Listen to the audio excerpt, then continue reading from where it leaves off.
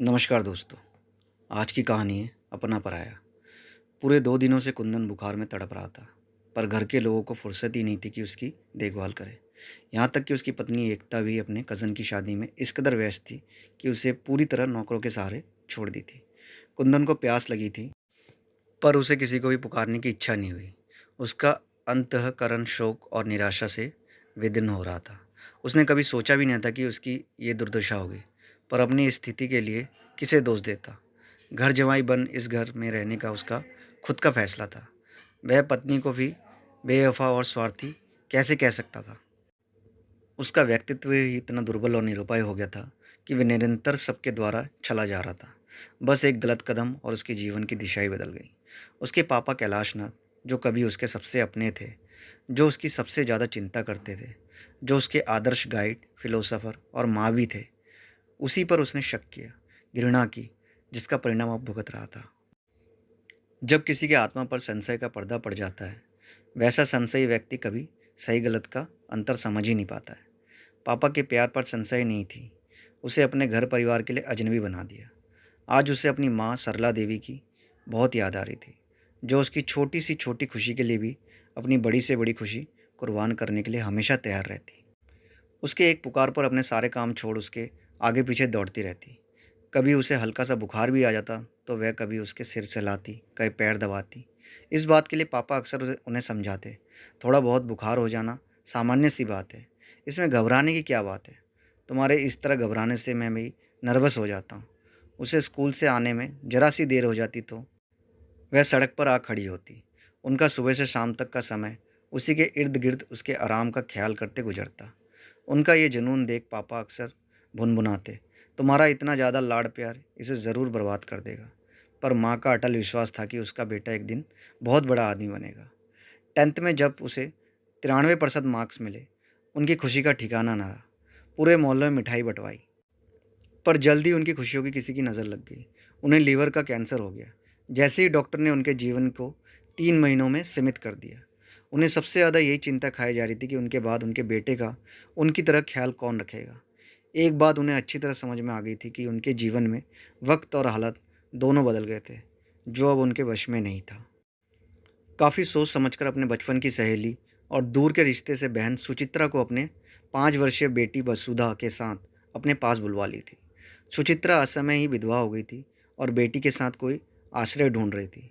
हालात ऐसे थे कि दोनों को एक दूसरे की ज़रूरत थी, इसलिए दोनों के बीच एक अपनत्व भरा रिश्ता कायम हो गया था।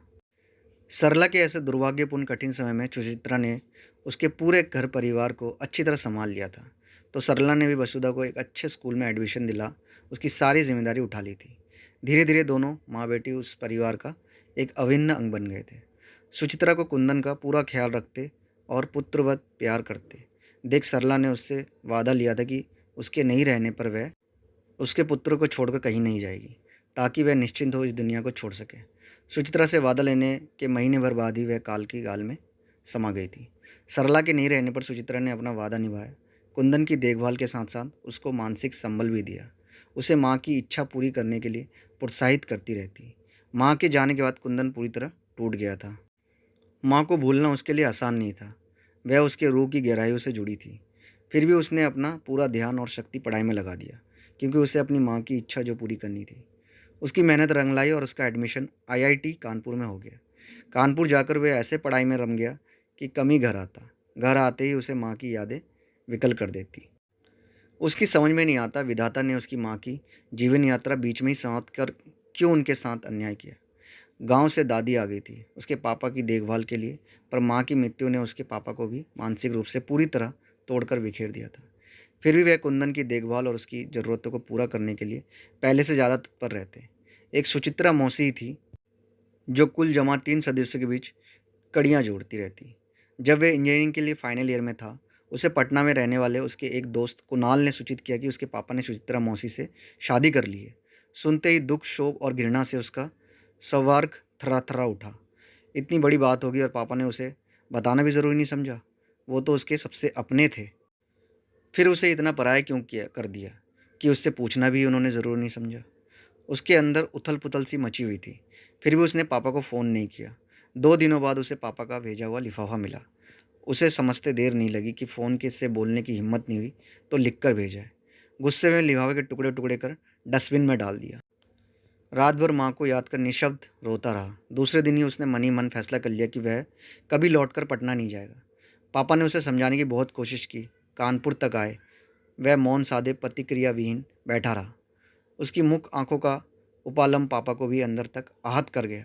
पापा ने उसे बहुत समझाया कि इस शादी से तुम्हारे जीवन में कोई अंतर नहीं आया है, सब कुछ पहले जैसा ही है। आज भी हम दोनों तुम्हारे उतने ही अपने हैं जितना कि इस शादी के पहले थे। पर वह नहीं माना तो नहीं माना। पापा की शादी करते ही उसे वह घर पराया लगने लगा था। जिस सुचित्रा मौसी की कभी उसे माँ के दर्शन होते थे, अब छलनामयी बेमाता नजर आने लगी थी। इस उम्र में पापा की शादी करना उसकी नज़रों में एक मर्यादाहीन आचरण था, जो लोगों की नज़रों में उसे शर्मसार कर रहा था।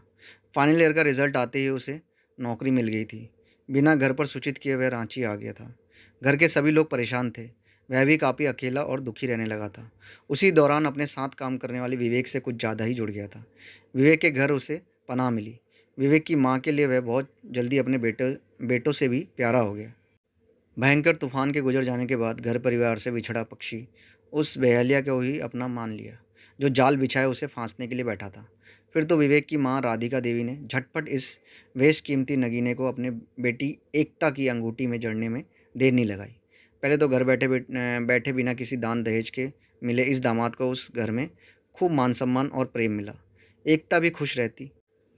ससुराल की वर्जनाओं से मुक्त यहाँ घूमने फिरने की पूरी आज़ादी थी।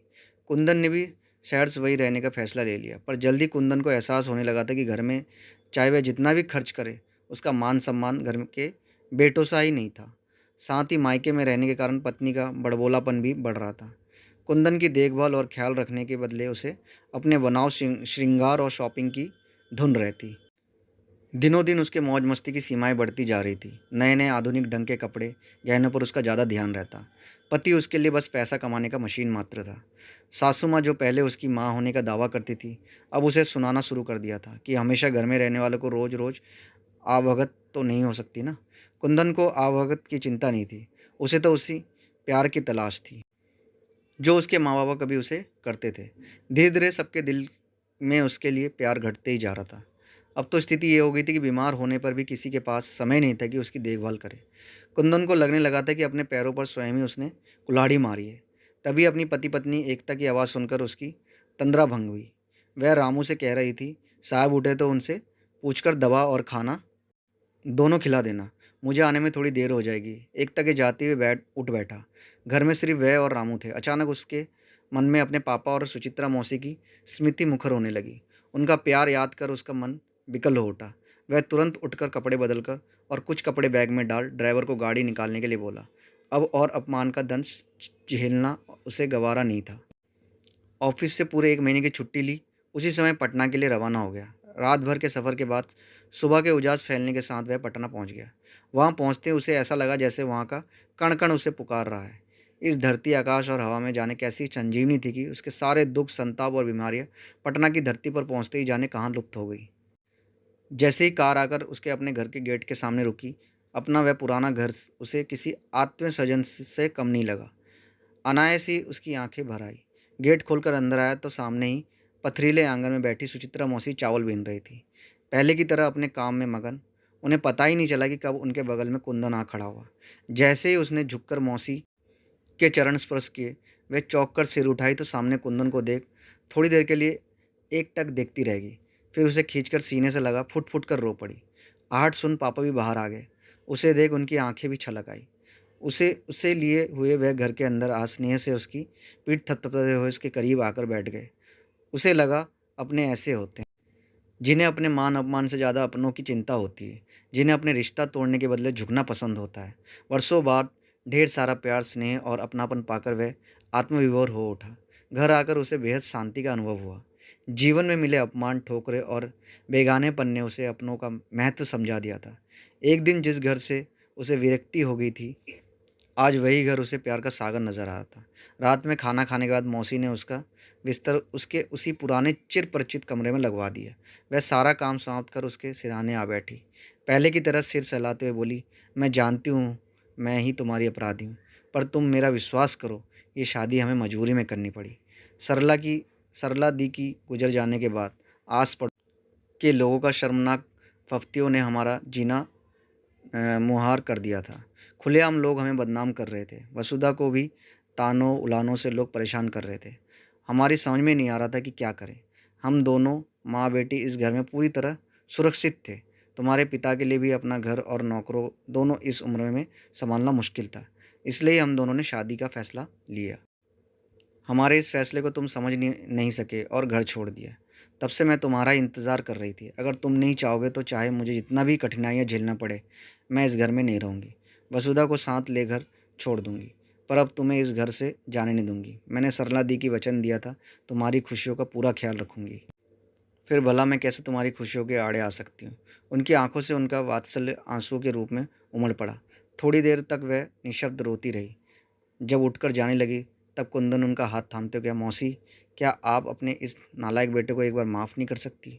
मैं वादा करता हूँ आगे आपको कोई शिकायत का मौका नहीं दूंगा। उसके व्यवहार से हैरान वह आश्चर्यमित दृष्टि से उसे निहारने लगी।